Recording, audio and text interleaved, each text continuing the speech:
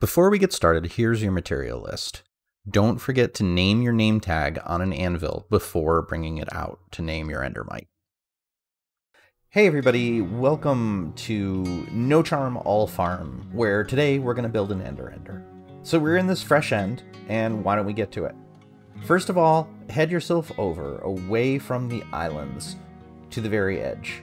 Then what you want to do is you want to take a lava bucket and a water bucket. Take the lava bucket and click it off the side so that it begins to go straight down into the end. You will probably have to wait a bit for it to get down to the bottom.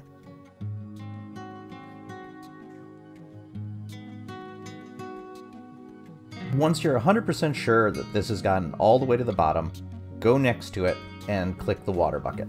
This will turn a cobblestone pillar all the way down. You can do this on both sides. It doesn't really matter if we get rid of the source block or not, and in a lot of ways I find it's better to have multiple pieces of stone to work with. When you're done, you can either pick up your block or just place a block over it to stop it from going.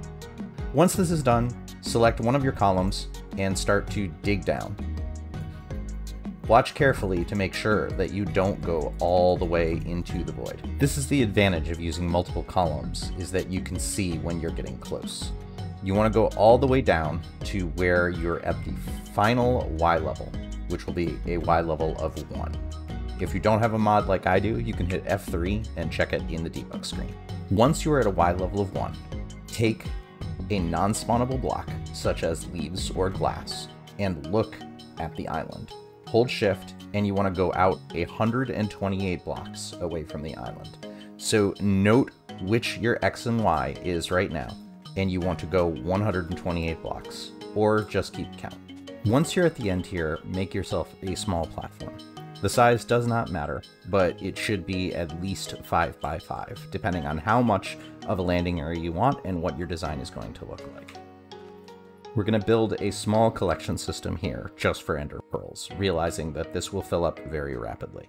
Once you have your system here, pick any block that you want and go up 22 blocks. Make sure that you leave the hollow where the hoppers are, because this is where your Enderman will land.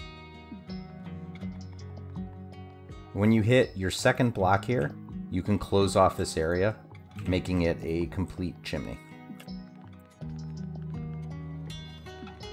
Now, as you can see, we've completed our chimney so that it's 22 blocks high. On this block here, the side that is facing towards the end island, build up 3 blocks and create a small platform. Facing away from the end island, you want to build a platform that is 20 blocks out and 20 blocks to each side. So in the end, it will be 40 across and 20 deep.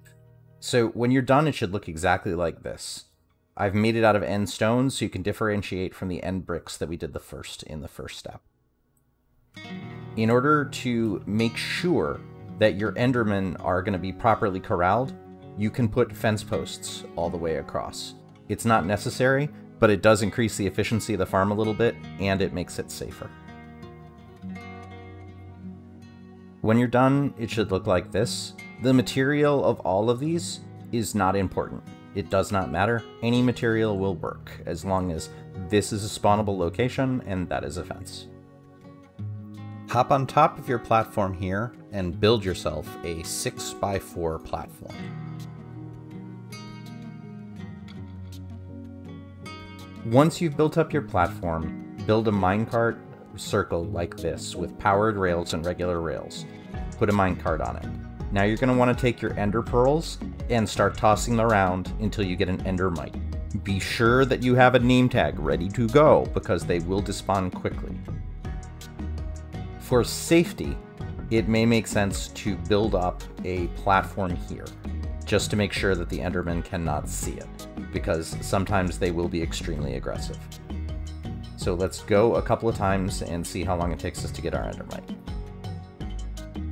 Okay, finally we have our Endermite. Let's name tag it G'day Mite and get it so that the minecart starts spinning and lure it inside of it. Alright, now we want to place an iron fence here. we want to stop our minecart, and we can do that by knocking out the torch.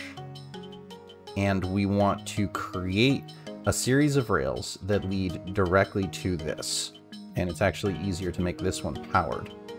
The second we put a torch here, it will reactivate the rail, and then we can just give it a little tap, and it should go right up to where we want it.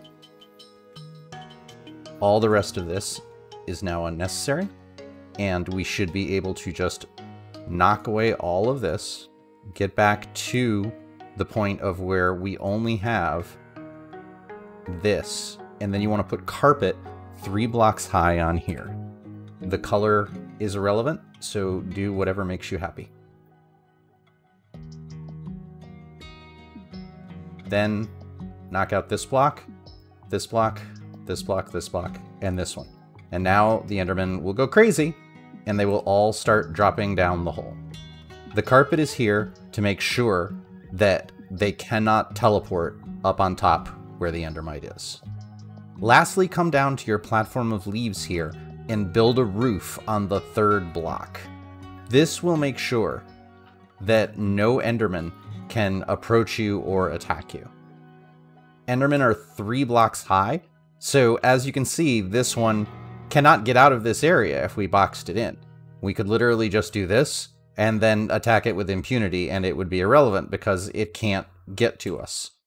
If you build up this level so that you are completely surrounded by a roof that is 3 blocks high, you are perfectly safe from any Endermen who decide to teleport.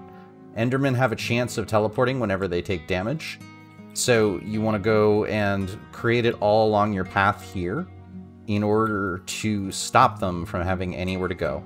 And you could just go right off the edge. Thank you, goodbye. Once you come out all this way, jump on top of the area you just created, and once again, create 3 layers of carpet. Cover the entire thing so that the Enderman cannot teleport to the top of your area either. And this is our final product. This is the absolute minimum, easiest Enderman farm that I know how to build. All you have to do is come in here, and you can stand in the corner. I recommend a sharpness 5, sweeping 3 sword. Do not use looting unless you want a lot of ender pearls. And come in this corner and just swipe. You can see exactly how much experience we're getting as we sit here. And the longest part of this build was simply building the big flat platform up at the top.